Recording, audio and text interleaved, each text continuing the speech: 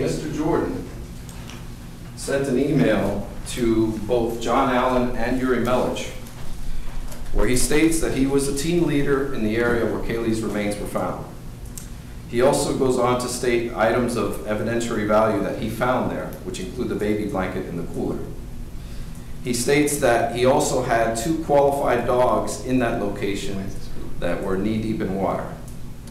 And during the search, there was another male neighbor that, of course, was out there dumping items. And he states something extremely important. He says, although I know that many times the area is searched multiple times before a body is sometimes found, I believe the remains were moved there after our search. And what's extremely disturbing about this, Judge, is this was emailed to the lead detective,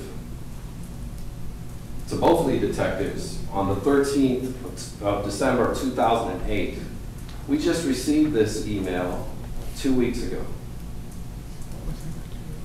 Aside of the discovery violations and the possible Brady violations, which I'll address later in my argument, we find this very concerning.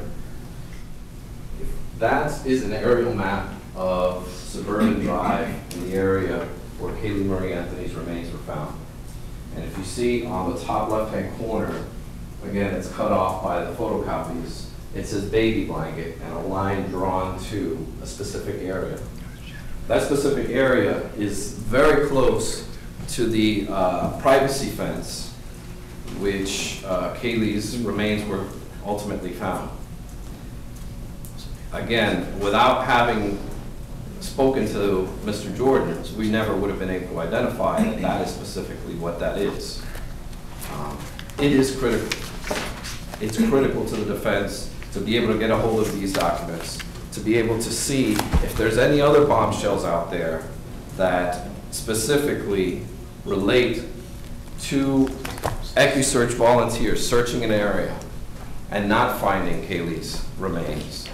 But the significance, Your Honor, they go, it's a heavy burden on the defense to come to my office. My office is a 10-minute walk and a 2-minute drive from this courthouse. If they've got time to do TV interviews and drive to TV stations, I think they should have the time to come to my office and review the 4,000 documents that they're jumping up and down they haven't had access to because they haven't made the time to come over. It is beyond me. It's incredulous to suggest that there's just bombshells and that there's this, things have been hidden from them when they're just still sitting in my office. Come by after court, pay a visit. Talk to the court. I apologize, Your Honor. That's all right.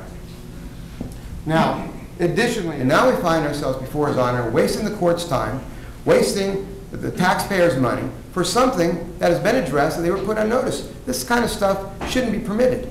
There's no new information that's been brought before the court, either because of laziness or sloppiness. This information hasn't been tracked down.